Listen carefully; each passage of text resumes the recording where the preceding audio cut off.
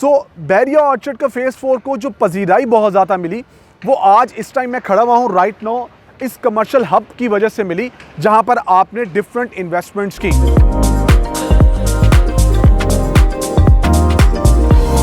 Apartment के हवाले से बता चलूँ तो ये जो टॉलेस्ट बिल्डिंग आपको बना के दी जा रही है, इसके अंदर आपको स्पा मिलेगा, सुहाना मिलेगा।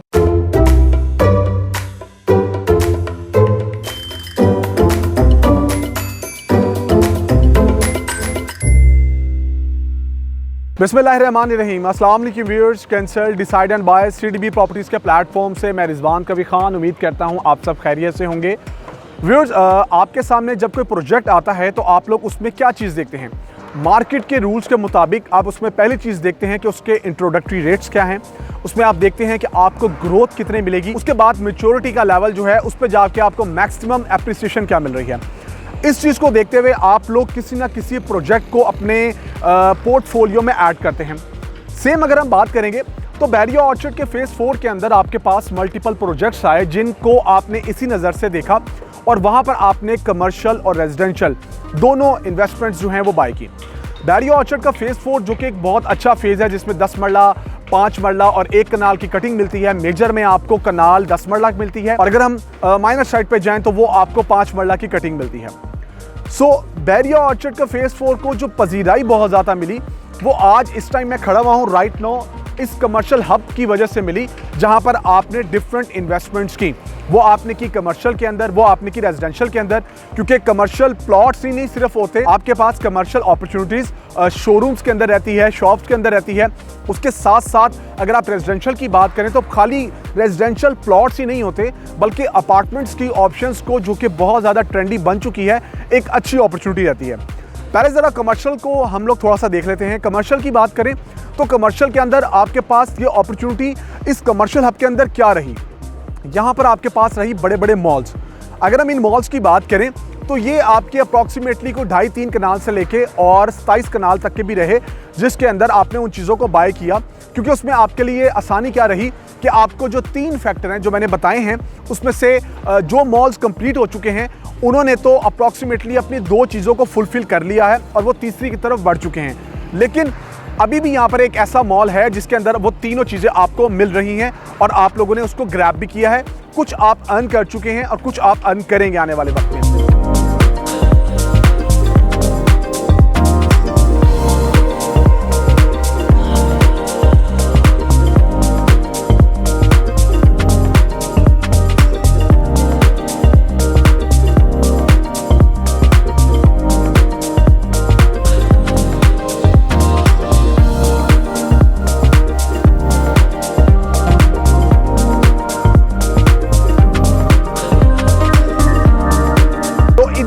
आपने उन तीनों चीज़ों को देखा और इन्वेस्टमेंट की।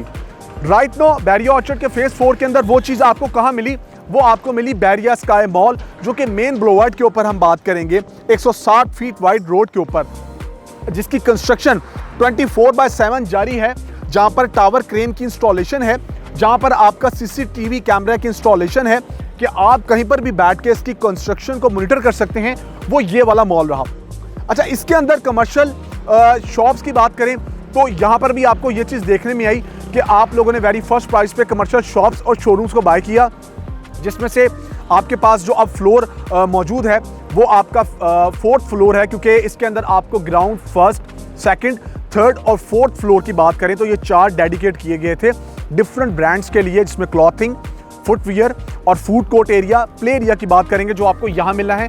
यहाँ पर आप लोगों ने इन्वेस्टमेंट की। उसके साथ साथ ऊपर आपने रेजिडेंशियल अपार्टमेंट्स जो कि आपके 5वें फ्लोर से लेके आपको 13वें फ्लोर तक मिलेंगे, आपने इनको कंसीडर किया।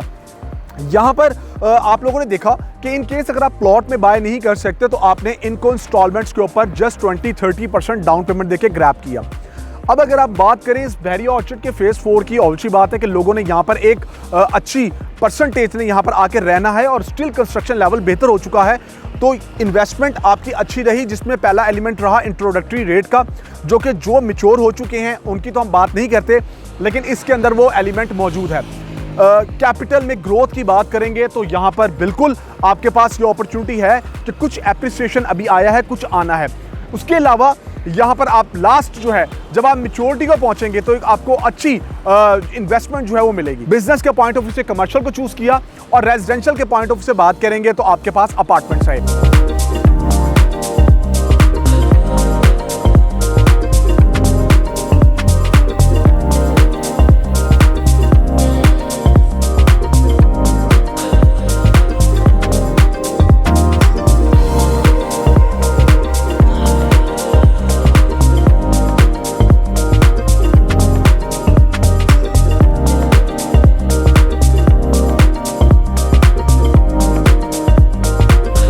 अपार्टमेंट के हवाले से बता चलूं तो ये जो टॉलेस्ट बिल्डिंग आपको बना के दी जा रही है, इसके अंदर आपको स्पा मिलेगा, सुहाना मिलेगा, जिम मिलेगा, रूफटॉप रेस्टोरेंट मिलेगा, कम्युनिटी सेंटर मिलेगा, आपको सेपरेट एरिया मिलेगा। यानी कि ये वो चीज़ें हैं कि अगर आप किसी भी बड़ी जगह का मेंबर बनना चाहें, लाइक अगर हम जिमखाना क्लब की बात करें, पीसी की बात करें, अवारी की बात करें, फ्लैटी की बात करें, तो अच्छे खासे फंड्स आपको खर्च करने पड़ते हैं इन तमाम चीज़ों को एंजॉय करने के लिए।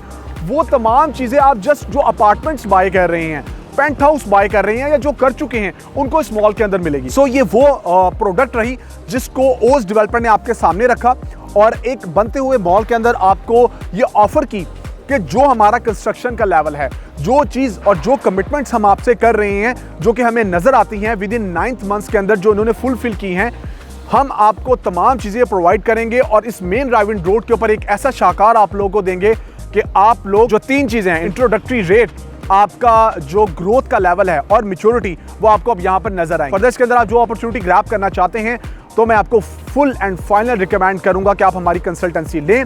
जिस तरह हमने यूरोप, मिडल ईस्ट के लोगों को इन्वेस्टमेंट करवा के दी है, उन लोगों ने अल्हम्दुलिल्लाह एप्रिसिएशन भी लिया है। आप लोगों का भी फायदा होगा। अपने फंड्स को राइट टाइम पे राइट जगह पे प्लेस करें, नहीं तो ये ज़रूर है कि आप इंतज़ार करते रहेंगे अगले प्रोजेक्ट्स का और उस टाइम पे जाके हो सकता है कि ये अच्छी अपॉर्चुनिटी जो इस टाइम की सबसे ज़्यादा कंसिडरेबल है ये निकल जाए। मैं उम्मीद करता हूँ कि ये व्लॉग आपको पसंद आएगा। आप लोग इसको लाइक करेंगे और ज़्यादा से ज़्यादा शेयर करेंगे और कमेंट में लाजमी कमेंट करें ताकि हम अपने आप को मज़ीद चीज़ों को एक्सप्लेन करने में बेहतर से बेहतर हो सकें। अपना बहुत सारा ख्याल रखिएगा, दुआओं में याद रखिएगा। मुझे रिजवान कबीर खान को दीजिए इजाज़त। मिलते हैं नेक्स्ट व्लॉग में। अल्लाह हाफिज़।